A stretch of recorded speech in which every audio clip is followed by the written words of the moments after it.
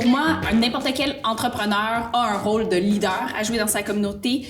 Être entrepreneur et décider de fonder une organisation vient aussi avec beaucoup de responsabilités. Puis je pense que c'est en quelque sorte un peu un devoir de se dire comment est-ce que, à ma propre façon, je peux contribuer à faire une différence. Cela dit, je pense que quand on s'implique, que ce soit en donnant du temps, en partageant son expertise ou encore via des dons, c'est important quand même de se rattacher à des causes, à des organisations qui nous sont chères, qui nous font vibrer. Parce que, veut pas, quand on s'implique, ben, c'est beaucoup d'heures souvent qu'il faut investir. Donc, il faut quand même avoir une certaine passion en tant que telle. Les impacts qu'un entrepreneur peut avoir sur sa communauté sont très, très vastes. Je pense que souvent, les gens les sous-estiment. Il faut que la personne qui décide d'être à la barre d'une entreprise sache que peu importe la décision, la manière dont ils vont offrir un service, la manière dont ils vont sélectionner les composantes de son produit, la personne doit être consciente de l'impact en bout de ligne que ça va avoir. Puis je pense que souvent aussi, c'est vraiment juste une question de courage puis d'être en mesure de réellement vivre selon ses propres valeurs. Je pense que c'est extrêmement important pour les entrepreneurs qui se lancent de bien avoir déterminé leurs valeurs. Qu'est-ce qui est important pour eux en tant qu'individus?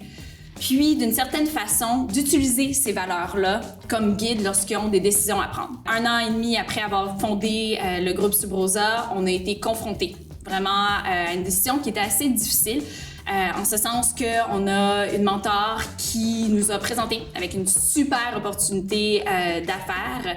Mais malheureusement, l'entreprise avec qui on a eu à travailler ne correspondait aucunement à nos valeurs.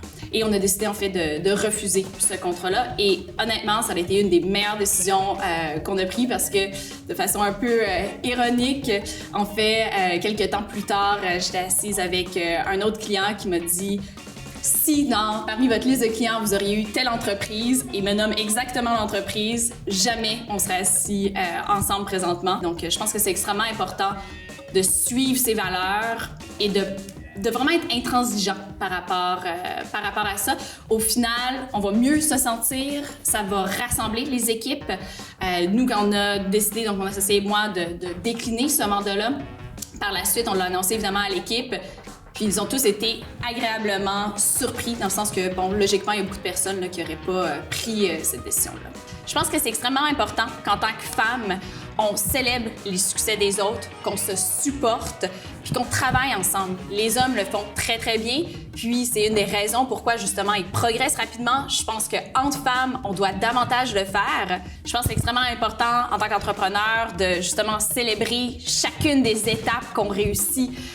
Puis de façon un peu, des fois, ironique, pour avoir eu l'occasion d'échanger avec des entrepreneurs qui ont fondé des entreprises à différentes échelles, souvent, pour eux, c'est beaucoup plus chacune des petites étapes qui vont être des succès que le grand accomplissement qu'au final, monsieur, madame, tout le monde va voir parce que, justement, on le sait, c'est énormément de travail, de persévérance, des fois des longues nuits blanches, des moments où on se dit « mais dans quoi est-ce que je me suis embarquée où finalement le plan fonctionne pas, il y a des partenaires qui partent, d'autres qui arrivent, etc. » Donc, je pense que c'est important de célébrer chacune de ces étapes-là parce qu'au final, l'entrepreneuriat, c'est beaucoup plus un voyage qu'une destination.